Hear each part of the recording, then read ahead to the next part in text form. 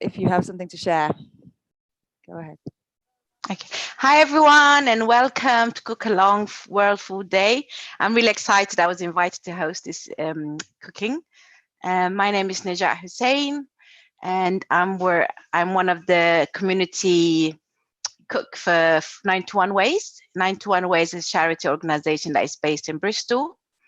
So basically what they do is they cook and then share food with other people in the community and kind of build a bridge between people and new networks, and then even give the opportunity to the chef to kind of speak what food meant to the person and why he's cooking particular food from a different country, and people will be able to taste the food and share it. And I've been with them for about 7 years since I started.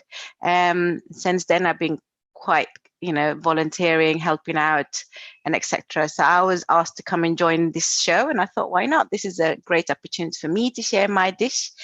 So the dish of the day is an Eritrean dish called birsi. Birsi means in Eritrea lentils. I don't know if many of you know where Eritrea is. Eritrea is a small country between Sudan, Ethiopia. We're about 5 million people. We call Habasha, we speak Tigrinya, language called Tigrinya. Got a similar culture to Ethiopian culture.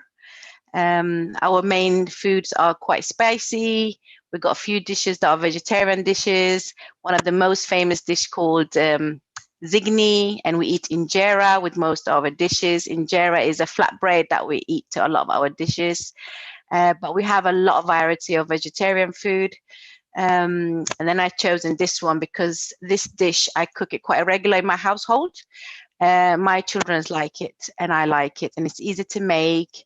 And I think since I had children, I always wanted to cook something easy that doesn't take that long, but at the same time nutrition, and we enjoy it as a family. We always cook this at home. This is quite common for me to kind of cook it to my children as well. My mom done it quite regular for us. So it's a lentils with spinach. I kind of made this my own dish as well because a lot of people don't add spinach to it. I start adding spinach. My husband is from Sudan, so he have similar dish like us, but they add spinach, and we don't add spinach in our food, this dish in Eritrea. So I thought, why not? You can get the both benefit and nutrition if you add the lentils and the spinach. And since then, I've been cooking it for quite a long time, and I always cook in most of my shows. When I do it, a lot of people kind of request it. So I've been I made it my own dish. I like cooking it. People enjoy it. And a lot of people normally have lentils at home. So today I'm going to be using red lentils. You can use whatever lentils you want. I cook with red lentils because it's the quickest lentil. It doesn't take that long to cook or boil. From the menu, you will see what we have from the recipe. And I think all of you have a recipe. Let me take the camera down a little bit. So here you can see what I have. So I have my onions, my garlic is a must. I got all my spices here, coriander. I got fresh ginger. I use quite a lot of fresh ginger as well in my food. I got green chili.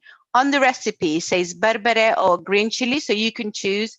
I don't think many of you will have a berbere at home. Berbere is a typical Eritrean and Ethiopian spicy. It's a red chili, but we have a lot of other spices mixed with it, and you wouldn't find it anywhere except if you have a friend, or there's one shop that starts selling it in Bristol now called the Habasha restaurant based in Stapleton Road. Or in London, there's few shops that sells it there. Other than that, you don't even need to use any of the spices. You don't even need to use the green chili or the berbere. So you can actually choose. I sometimes use it and sometimes I don't, depending how the chili is. If it's really chili, I don't, because my children don't like it when it's too chili. So I chose a really small one because I was actually running out of chilies and I just remembered. So I knocked on the next door neighbor and asked if I can borrow some. And I think this is very small. You can't even see them. They're so small. So I'm going to add some of it to give it a bit of kick. So if everyone is ready and you got all the recipes, all your stuff in front of you, maybe we can start.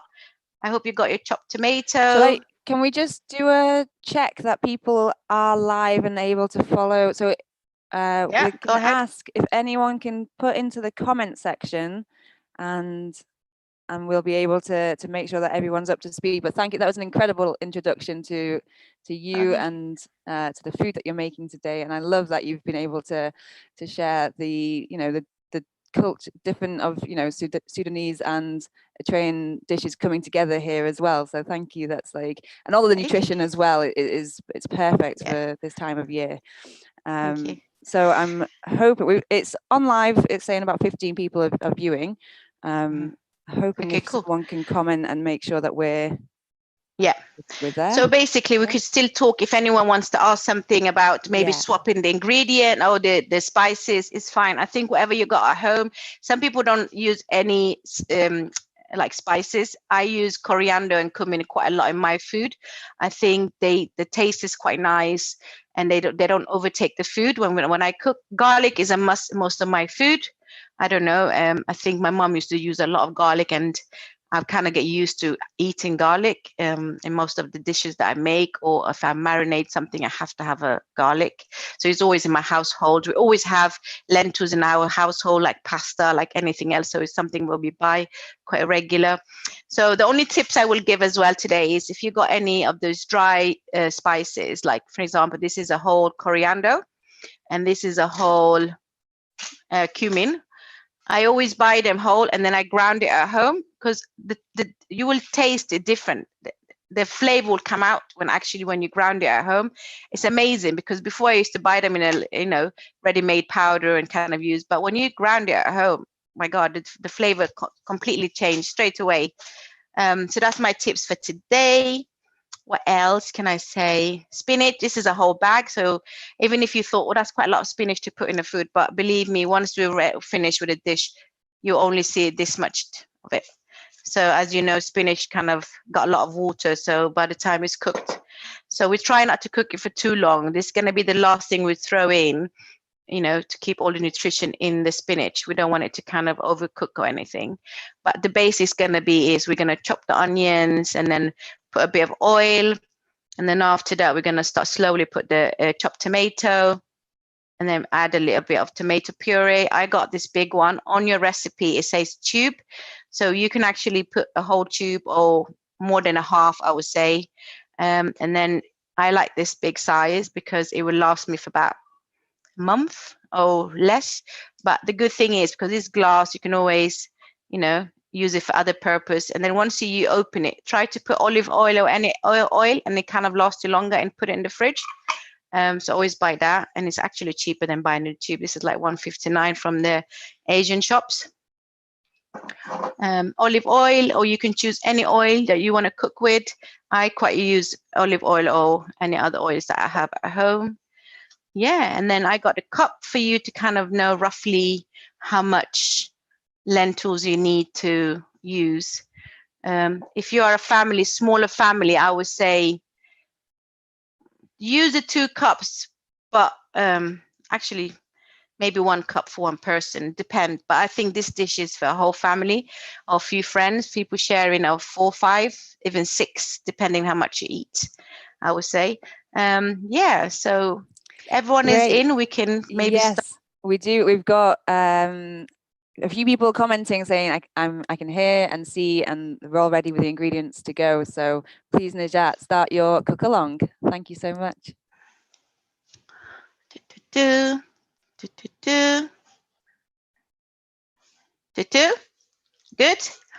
Okay. I make quite a lot of sounds when I cook, so you can always don't get surprised. So I said 2 garlic onions.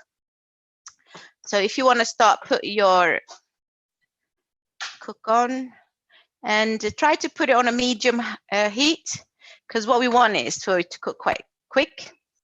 And then before we start, actually, we need to put the red lentils in. All the lentils have to go in now. If you have boiled water, it's even better. It's quicker. Try to do that, and I'll show you the measurement.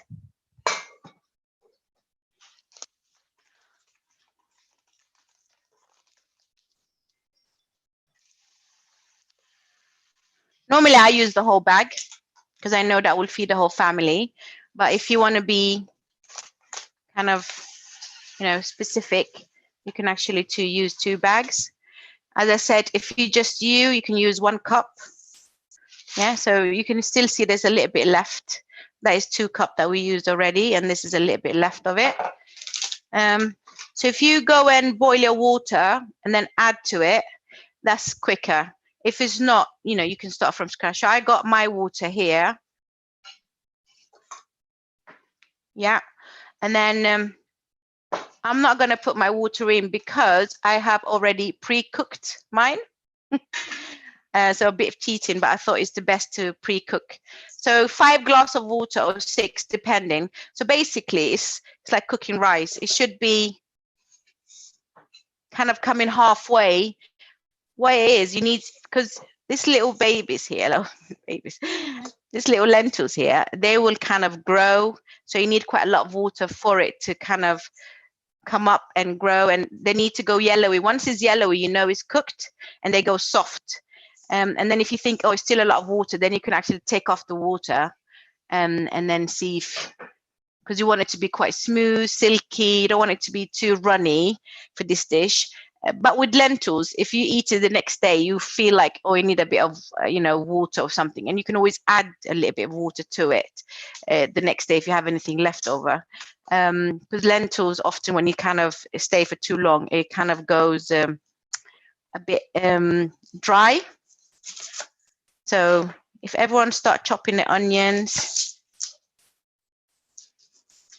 and everyone have a way to do the onions, you know, it's not my favorite bit doing onions, but hey, we all love onions. We have to kind of live with it. And by the way, I'm not a professional chef, so I'm just a normal cook. And I became a normal cook since I had the children. I think I've been cooking quite more and enjoying it. And like discovering new recipes and sharing recipes and try to different food. And I think that is quite good as well with children. So they can try different recipes. So if you ask my children, what is, you know, your mum is Eritrean, your dad is Sudanese, what do you eat? They would say, we eat everything. So there's not one particular thing that we have. It's only when it's kind of, I'm Muslim, so I celebrate Eid. It's only when we kind of celebrate Eid, I try to make like cultural special food, or if we have friends who wants to come and try our food, then I do that as well. Yeah, so you can cook, you can actually chop your onion the way you like. So there's no rules how you chop your onions. I like to do them in halves and slices. So you can do that as well.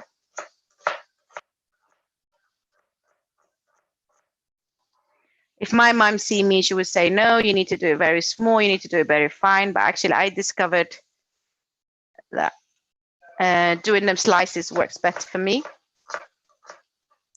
Do you think it influences the texture of the dish, the way that you chop the onions? I thought so before, but not anymore. The reason I thought so, because Eritrean dishes, often you don't see the onion. You're not meant to see the onion. If you can add your oil, that'd be great. So with our dishes, you're not meant to see the onion at all. It's not good when you see the onions. But what I discovered is the more you cook the onion in the food or you stir it, it kind of disappears.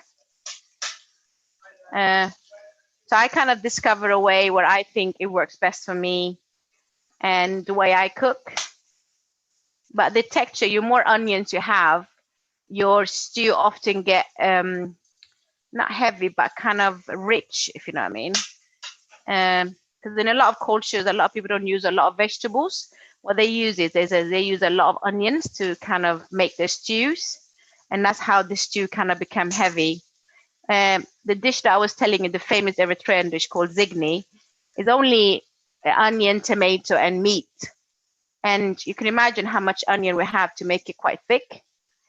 But I kind of, because I don't cook that much Eritrean food, I only do it sometimes. I just often use 2 onions to most of my dishes. If they're small, I use 2. If it's big, I only use 1.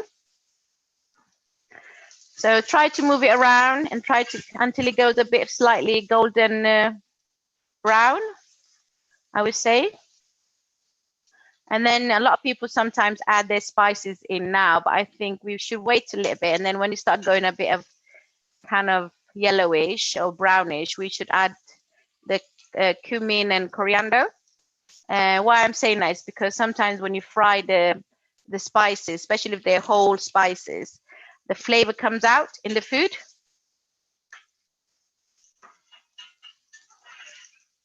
Can you see well? Yeah, this is perfect. Good.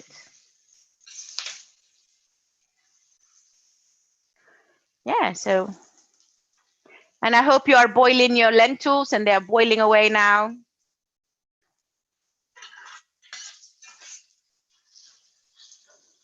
Because what you're looking for is when the lentils is done, is this texture. Yeah. And that is 2 cups, and you can see how much that is. But don't worry, what you can do is after you boil them, and you don't want to use all of it actually, before you kind of put them in with the sauce, you can take some of it out and then maybe freeze it and then use it another time. If you want to make a soup or you want to make a different dish, you can actually use it then. Normally I do like that. I kind of split them up and then I make soup the next day, or, you know, my children like the lentil soup with a lot of vegetables in, and it's quite nice this time of the year to kind of have something warm and nice. So I think they are doing really well. And you can see they're going smaller and smaller, but I love the flavor, the smell of onions, but I don't like chopping them.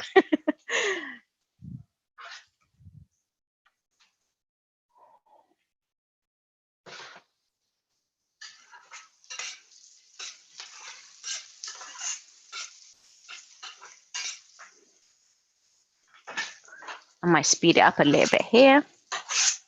Is everyone okay? Are you up to speed with the chopping and the onions and everything? Thumb up if you are.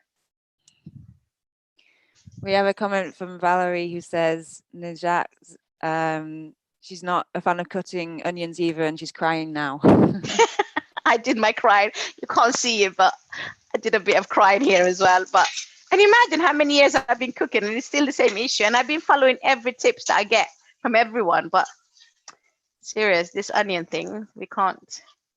What my mom used to do is she used to fry a lot of onions, and then she used to put them in bags. So whenever she needs, she just use them. And in some cultures, especially my husband's culture, they dry the onions, like they fry them and they dry them, and then they just leave them in the fridge as well. So whenever they need to use it, they just take out with a spoon, like 1 spoon or 2 spoon, whatever dish they're making. And I tried it, but I'm quite, you know, I like things just go chopping it fresh and it's done. Sometimes when, you know, when I have time, I kind of fry a bit more and then put it away. But hey, you must live with it if you like it. So what I would say now is, if you got your tomato here, if you can add it, the whole tomato in. Oh, I forgot the spices. Sorry, guys. Yes, we should have fried the spices.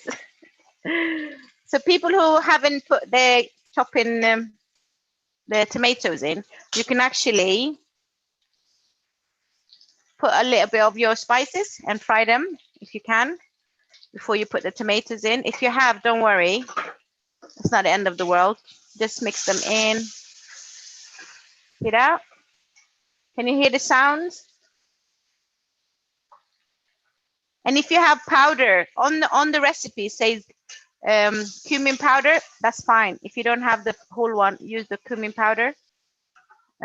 Even if you have, you know, all the spices at home, if they are powdered, it's absolutely fine. And if you don't like using them, don't use them. The garlic itself gives quite a lot of flavor to the food. So I would say at the same time, add your tomato puree. So they will cook nicely together. And what I do is with the leftover the can, I always add a bit of water. Just a little bit. We don't want it to be too runny, because I would say, what, 2, 3 tablespoons. Okay. And then we can add a spoon of tomato. you can put your half or your full tomato paste, because this dish is meant to look not yellowy, it's meant to be kind of reddish. So I would say that is enough. And then, as I said, if you want it to, stay longer with you, always add a bit of olive oil to your tomato puree and then leave it in the fridge. And that will stay with you for quite a long time. I use quite a lot of tomato puree in my food, or fresh tomato. If we buy a lot, like a big box, I use quite a lot of tomatoes, especially in the winter, because I make quite a lot of stews. And I found it easy when you come back from work to cook a big stew or put everything in the oven sometimes. I don't like staying in the kitchen for too long. I have a few questions. Yeah, go ahead. Well, first is someone who's already said that it smells gorgeous already, and they've made their own berbere spice mix from scratch this morning. So that's incredible. Well done. Yeah. We also have a question. So can we use fresh tomatoes? Because someone has a glut to use up. So fresh tomatoes can go in. Yes, right? I did. I chose a can of tomatoes because I thought a lot of people maybe don't use fresh tomato, but please do. I use quite a lot. As I said, I use it. You can use 2 fresh tomato if you want it, depending on the size.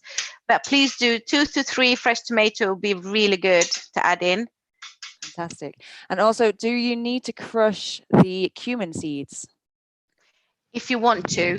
We are quite used to eating them the way it is. But normally what you can do is crush them.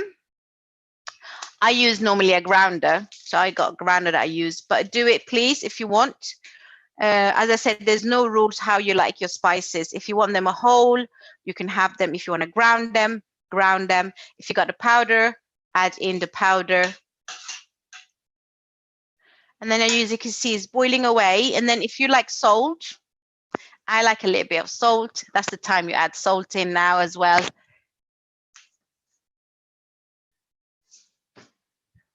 I wouldn't say this is too much.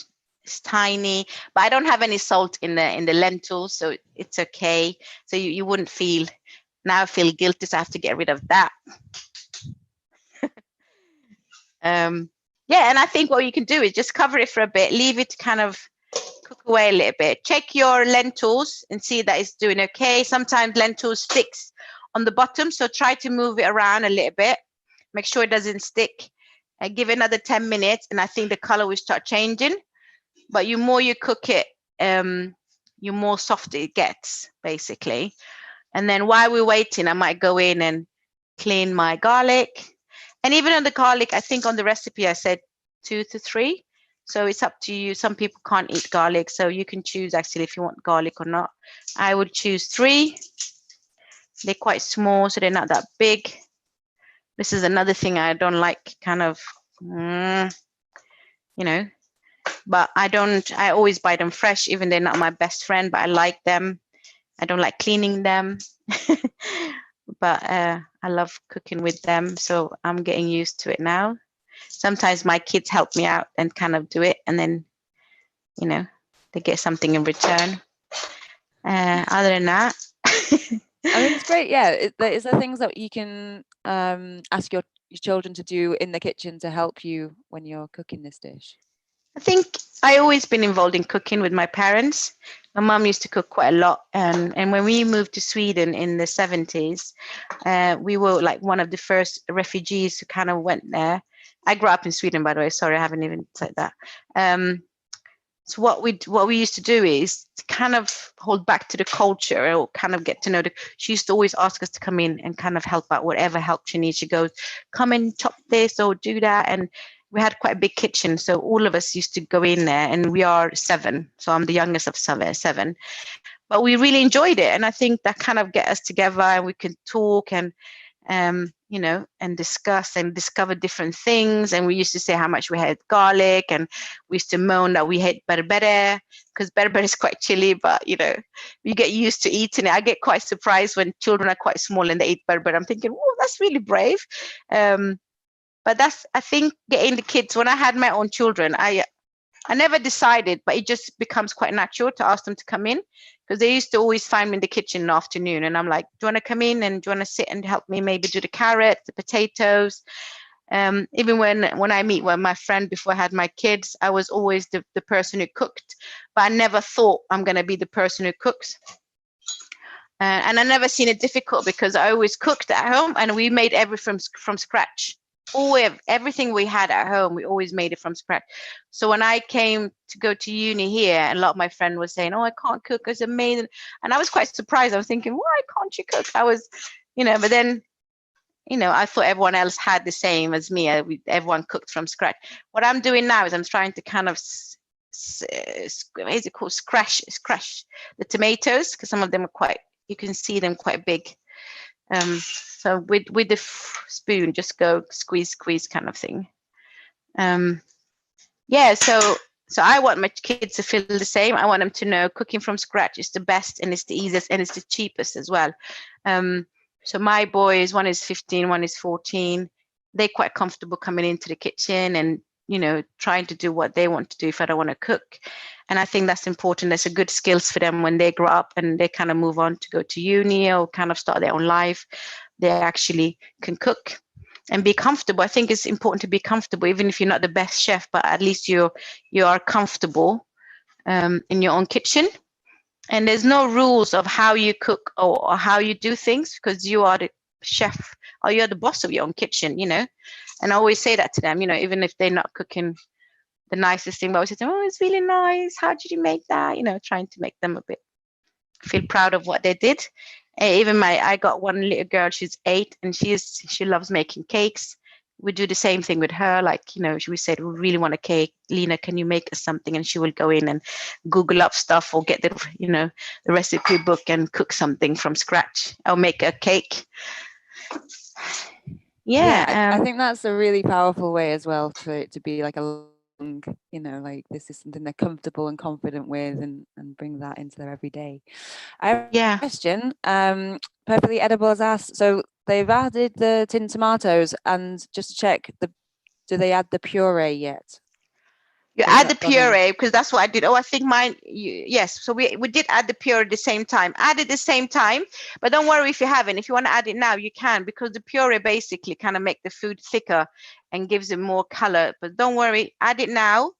And if you feel like it's too thick, always add slightly a bit of water and leave it to cook. Because what you want is to kind of for it to cook properly, because when you add the lentils, because it's already going to be cooked, you don't want to cook it for too long and lose all the the nutrition of the lentils and the spinach. So this is the main thing that you need to cook properly before we start adding things. And as I said, always have my little water here from the can with the tomato juice inside. I always make sure I just add a little bit of water if I think it's getting too sticky. And don't get scared that you're adding too much or an excess. If you think there's too much, it's too runny, always open up your pot and all the steam will come out. If you leave it closed, the steam will stay in and it becomes more kind of runny, if you know what I mean. So that's my tips for whatever stew you're cooking. If you feel like you want to kind of make it a bit thicker, always leave it open. So mine is okay. So I will cover it and leave it to kind of cook away. And I have fresh ginger, which I like adding to a lot of the food. I think it gives it quite nice flavor. Ginger is always nice. It's full of nutrition as well, and especially this time of the year. So we use it quite a lot in my household for kind of drinking tea with lemon. So we always have some kind of ginger around. So if you have any, you can start chopping it as well. Make it really fine. And what I sometimes do is I use the garlic crusher, and that kind of even make it even smoother, if you know what I mean. So I can go, and it will come out nicely. I bet none of you have done this before. Have you? Yes or no? Have anyone used the garlic crusher for using it for ginger? I can't say I have, but that is the good tips. It is a really good tip, yeah. Yeah. So I So use a cheese grater. That's what I tend to use. Yeah, you can, but Yeah. I used to use it as well, and I hate washing it afterward. That's the thing. So I use this. So you can actually add in your ginger if you want. I'm a really relaxed cooker, so I'm not. I don't like my cooking to be stressful. I don't want it to be. I don't follow that many recipe. By the way, I don't like following recipe. As long as I know what I need to put in the food, then I just make it my own. I never follow the full recipe. That's why I don't like making cakes. Because with cakes, you kind of sometimes have to kind of follow, and it's not my cup of tea. So I'm quite glad my daughter liked making cakes. So you can see now I added that. I left the garlic for a little bit because I want the garlic to kind of go in before we add the lentils, because I like the taste of the garlic when it's just not that overcooked kind of. But if you want to add the garlic and you're not a big fan of garlic, this is the time you add the garlic in. And then if you have green chilies, some people say, how do you know they're very chilly? I think it's a season thing. If they are in the season, they become quite chilly.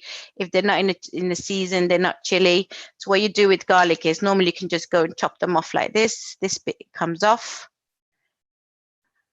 And then if you open them, this is another trick. You can actually open them in the middle. This one is quite tiny, but if you got bigger chili, if you open them like this, then the flavor of it comes up more and it becomes more spicier.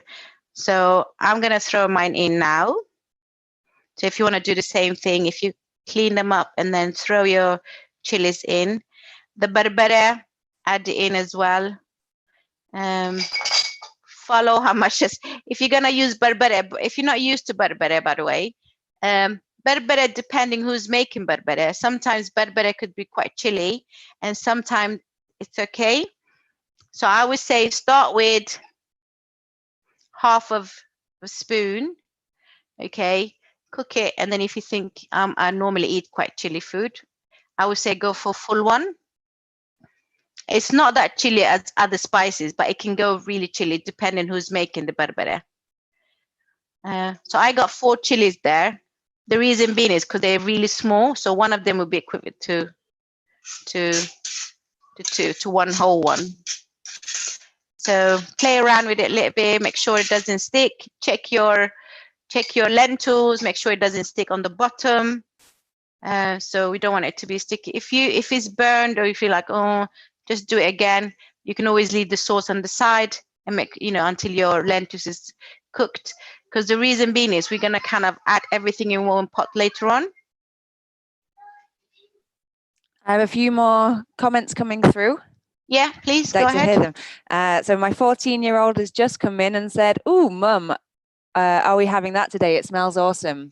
Oh, so thank already you. It's bringing people to the kitchens. Oh, that's really good. Yeah. Dale says, in answer to the using a garlic crusher, he's not used it for ginger, no, but it's worked really well. So a top tip, and thank you.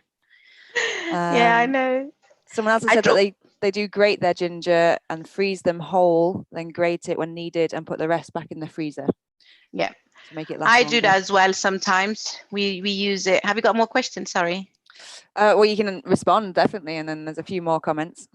Yeah, no, so I do that the same thing when we get a lot sometimes, but I kind of use them a lot in my tea, so that's why I leave some of it out. And even same thing with the garlic, you can actually make few of them and then crush them and then put them in ice cubes and cover them with the plastic cover and then put them in the fridge. And you can actually just take out one out when you need it, and it's really nice and it smells fresh, tastes fresh.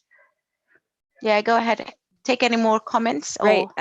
We also have Valerie has a weird pottery dish with deep grooves that works great for garlic and ginger, but Valerie's going to try the garlic crusher for next time. I mean, this is something I just came up with the years. I thought, why not? Garlic is quite hard and ginger is quite hard. Let's see if it goes through. And it did.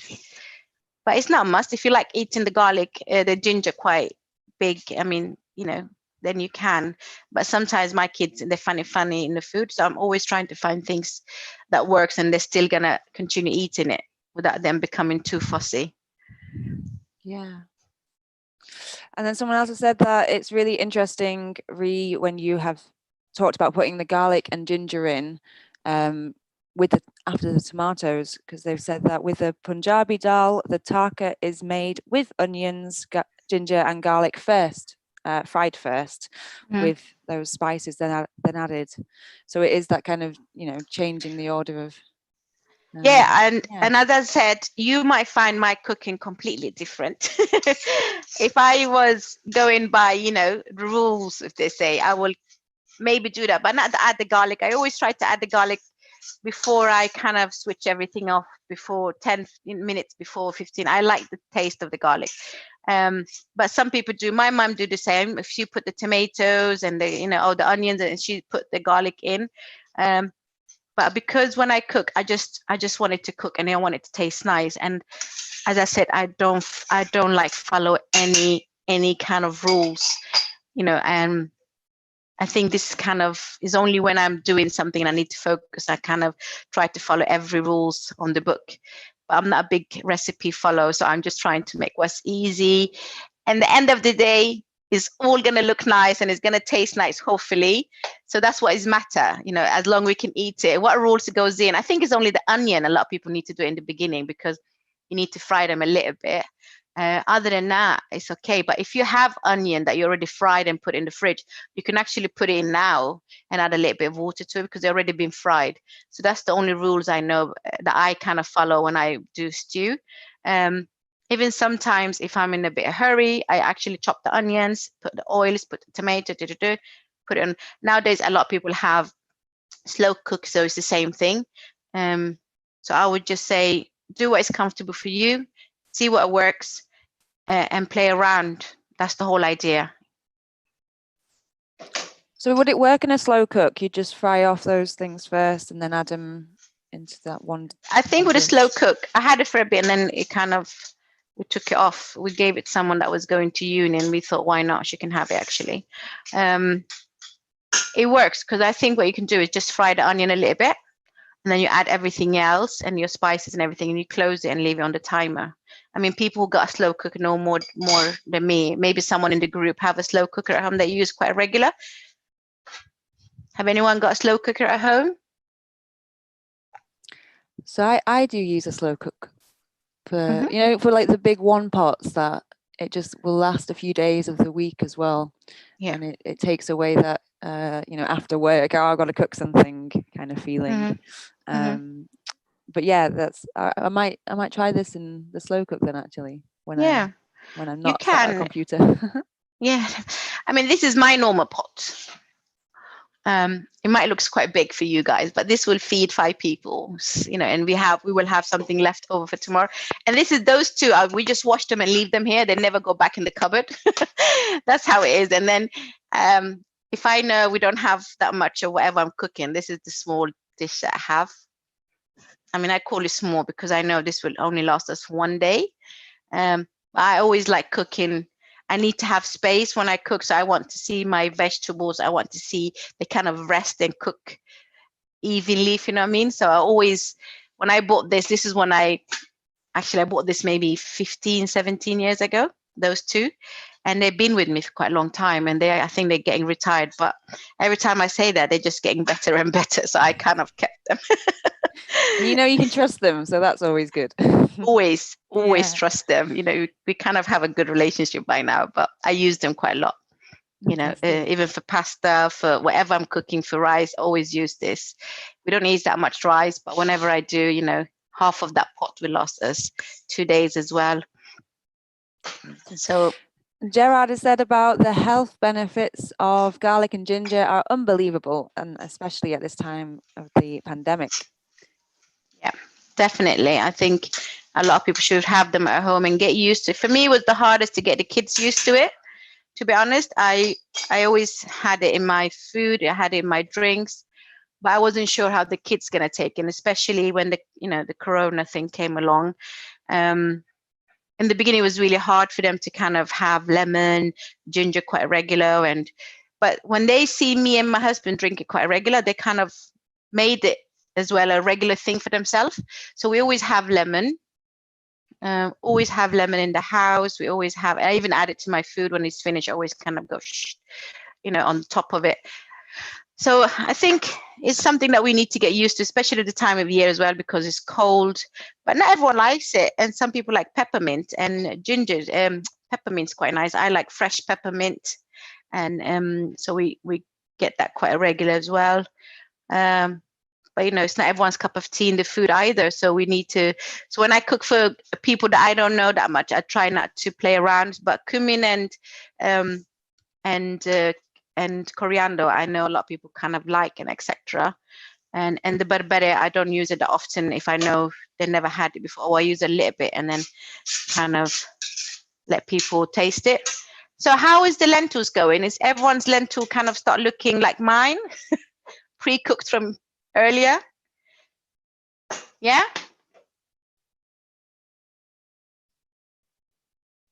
Yeah, Adam says, think his are done. Okay, cool. Is everyone else done in the group, roughly? Don't worry if it's not done. You can always leave it until you know it's yellowy, smoothie. And then you can always, even if the show finished, you can always add it afterwards. So don't worry about not being on time or not, catching up with us or anything like that. So we're going to go ahead and put the garlics in now. So Mr. Garlic Crusher comes back. And then and remember, you put in a lot of lentils into your sauce.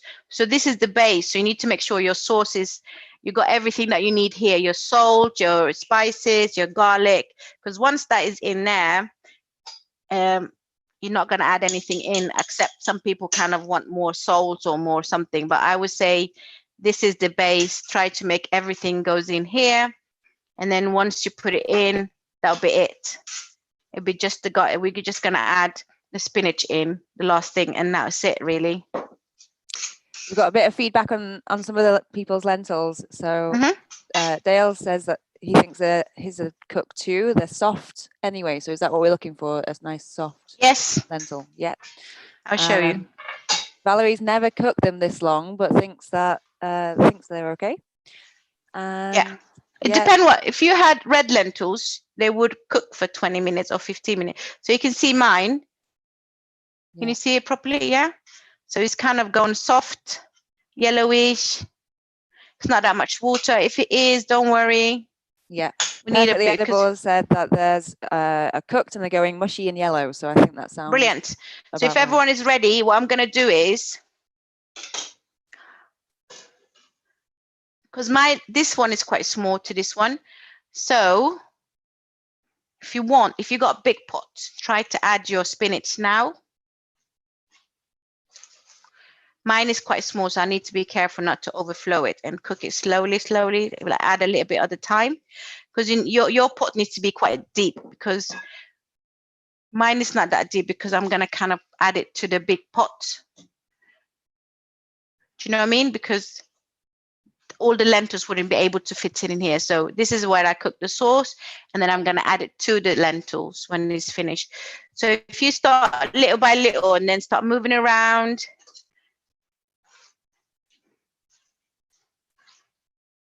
don't worry, this is not a lot. They will vanish soon. This is the beauty of spinach. My children always say to me, my God, how much spinach can you eat? And then I would say to them, look, this is the whole bag I use, and they get surprised. I like spinach in my sandwiches. I like spinach in my salad. So you can see already that half is gone. So let's add the other half. If you don't want that much spinach, you don't need to. As I said, you to decide how much you want in your food. I add this because we like it, and it will kind of not be as much as it is. Looks quite a lot, but it will vanish, believe me. And some people you can do it like that. It makes them smaller. Like my mom will always go make them smaller. I like chop them. She will always chop them. Or this is not the fresh one that I normally use, but you can always get them fresh. If you get them fresh, try to get a lot, because when you buy them fresh, they're quite long, and you wash them. And then if you buy 3-4 of them, it's not going to last you that long. And you can even buy frozen spinach actually if you want, if you like adding stuff like spinach to your food, and they taste quite nice. So you can already see it's gone down in size.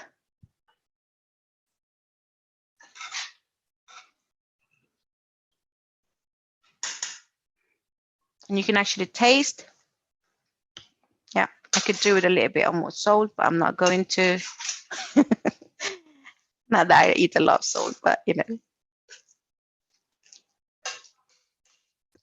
See? Is yours getting less now as well? If it is, because now we're gonna add everything together. Okay.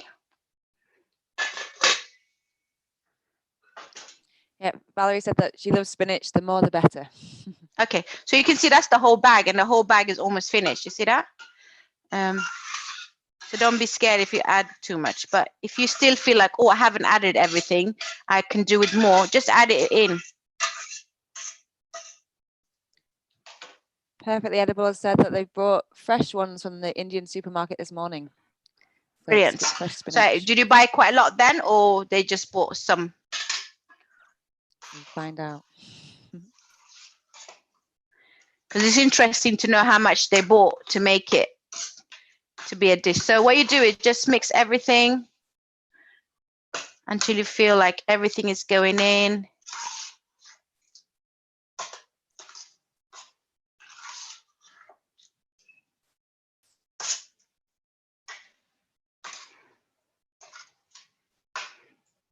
And you can see there's no garlic. I mean, there's no onion, there's nothing. Everything would just vanish, come together nicely.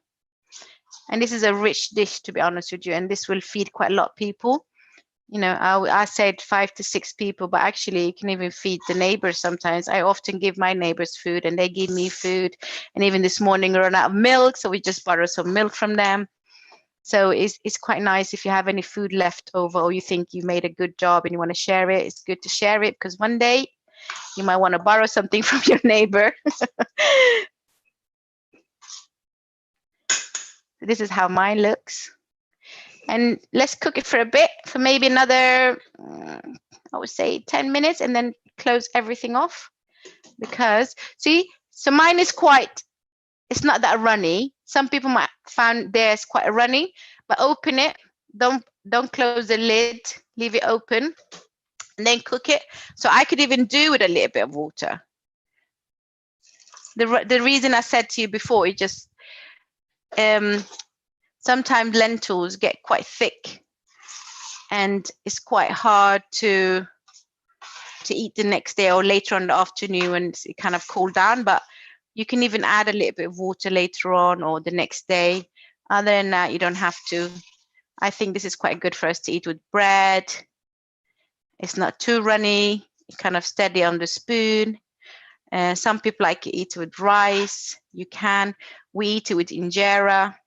I will show the injera later on because some people might not have seen it before. It's mainly done with tough flour. You don't find tough flour quite often in Bristol. I think people are getting it now because it's really good for gluten-free people. People doesn't eat gluten, so it's quite good flour. For us to find it, it's quite difficult. It used to be difficult, but now a lot of shops in London sells them, so we can buy them from there. I don't make injera in the house. I got next door neighbor. She's from Eritrea, so she always sends some to me when I need. And a lot of people sometimes as well. If you go to a Eritrean restaurant, you need to make sure if you are gluten free, you need to make sure that all of it is made with gluten, because with tough, because now a lot of people start mixing a bit of flour and a bit of tough because it's hard to get hold of it sometimes. Yeah, and I would just maybe put it up a little bit and leave it there to cook. I'm gonna go and get my plate and then tidy up a bit here. And please do ask some questions. And if you ask what these things are, have you seen them? Let me put my camera. So this is the things. So in Eritrea, when we serve food, when you have guests, basically we have a pot that is made of clay, and then we we cook in it. It's like the tagine, the Moroccan tagine, basically, without the cover. And then we put it here, and then we cover it, and then that's how we serve the food. Food people comes around and eat, and you make a nice display. And this is the big one where you put all the injera inside and make it look pretty. And then you could just leave it as a buffet, and people come and grab one. But it's all handmade. This is directly from Eritrea. Someone brought it. I actually borrowed it from next door neighbor today because I thought it'd be nice for people to see what and this is another thing as well. This is where we serve normally popcorn in. And it's all handmade. A lot of people make their own stuff there. Still they do. So this is something that we normally serve popcorn in. But I kind of, with the years, because I really like it and I know it's hard to get hold of it, I kind of put it up on the wall. But today I thought it looks quite nice, and I put my spices in for you guys. And Eritrea is quite famous as well, not just the food, but we're famous because we have coffee ceremony often. We make our own coffee at home, we ground it, we roast it at home, and then we make a ceremony of it. The ceremony is because people can sit together and talk, especially if you haven't seen your friends for quite a long time. Then you sit around, you have the popcorn, you have other stuff like dates and everything else you can have around as snacks.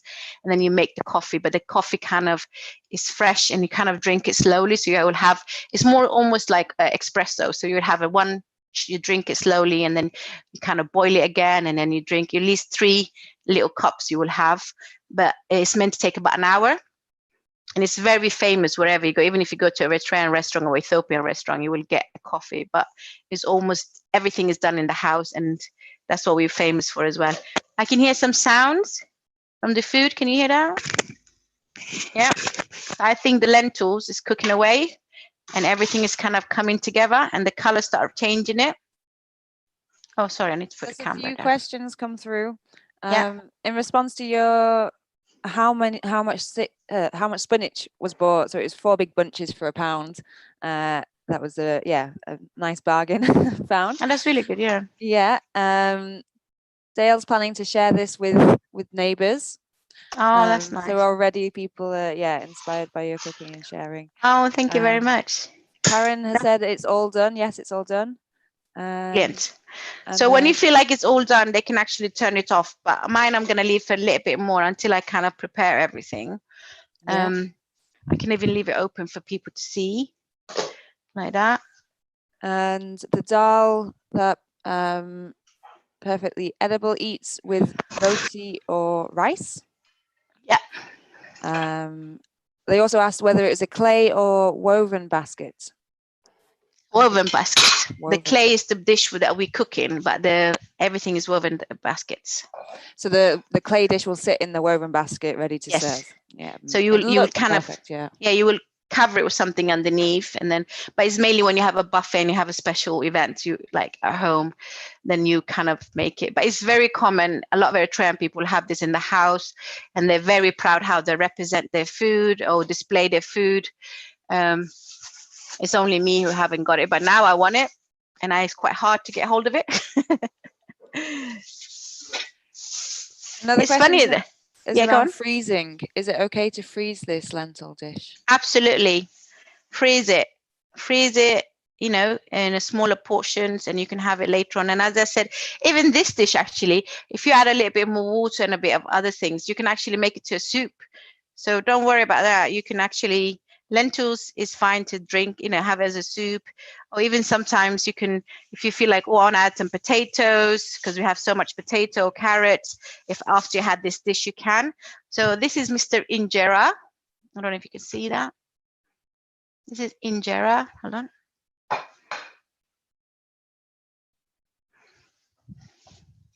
So you can see it's very flat. And you got a little holes. You more holes you got, you more it's fine. It's cooked properly then.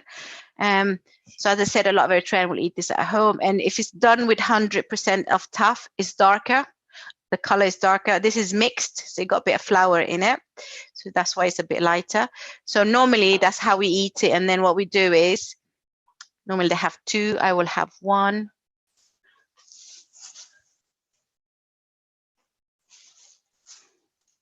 Now, hold on, I'm trying to get hold of another one, but I can't because it's frozen, and not frozen, it's been in the fridge. So basically, when everything is done, what I would do is, you can either, normally we put everything on top of the injera. So you put whatever you have. If you have the salad, if you have the stew, whatever you have, you put it on the top, and then you kind of slice a little bit and eat it. If it's not, what you can do is you can always roll it up like that nicely. If you stay. Okay. And then you can actually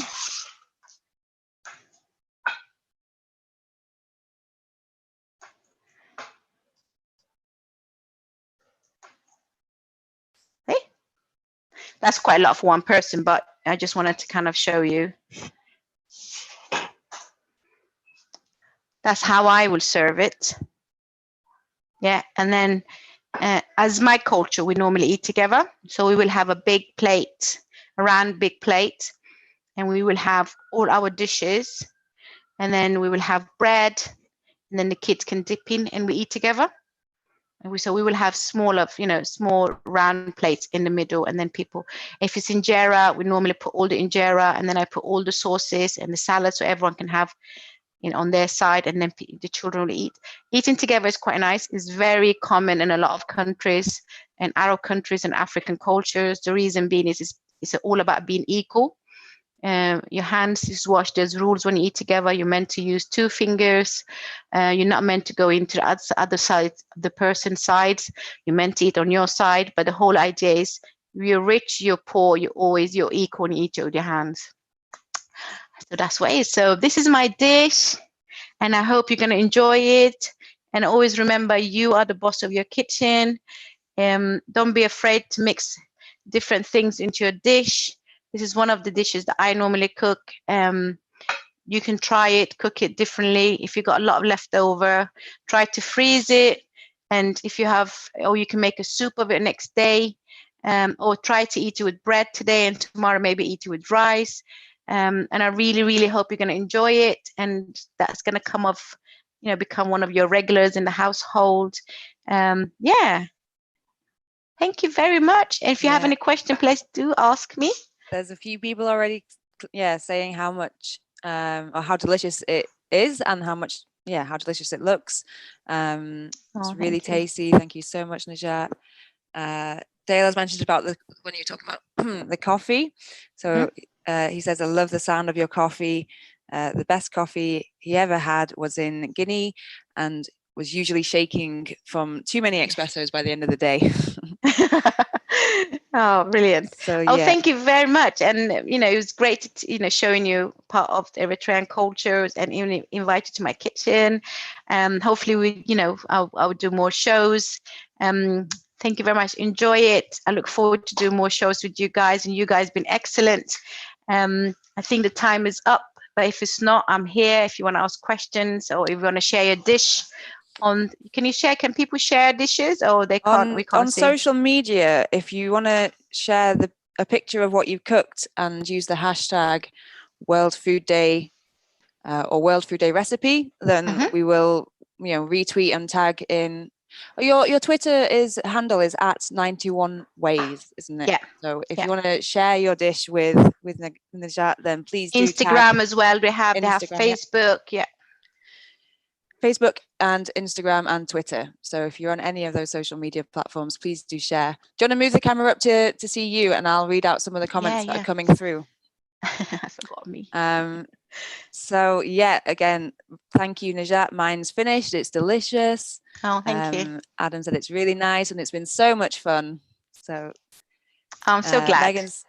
Megan saying, thank you so much, Negat. Really interesting, and a smiley face. There's lots of emojis coming through, so you've made people extremely happy. Oh, thank you. Yeah, thank you very much. Any more questions? Yeah. And just see if anything comes through. But so you're sharing this meal today with your family, friends? I will share with my family, and I have actually someone I would like to show you and say thank you to him as well. Where is he? 2 seconds, my friend. You need to be on this. This is my friend, Alistair. He been kind of helping me with, making sure that everything works for me today, and I will share it with him definitely. Because of COVID, he can't come in, so he's been sitting outside nicely. But thank you to the whole team. You guys been great supporting me, and especially Alistair is sitting outside, and so he will definitely have this to eat. He needs to be warm. Other than that, thank you for watching, and thank you for sharing. If you share anything, and hopefully we'll see each other again. Yeah, thank you so much. Thank you. I've just put in some of the hashtags. Heather said, learned a lot about your culture. Thank you for sharing. Oh, thank you. Valerie's too busy tucking into her stew, but she's managed to comment. So yeah, again, thank you. Brilliant. Great. Well, I will let you go. You've done it incredibly, and yeah, really appreciate you sharing your stew with us today. Thank you very much. Take care, Sarah. Take care, everyone. Have a good weekend. You too. I'll see you soon. Happy World Food Day. Thank you. Bye-bye. Bye. So that's, yeah, I've ended that stream, but that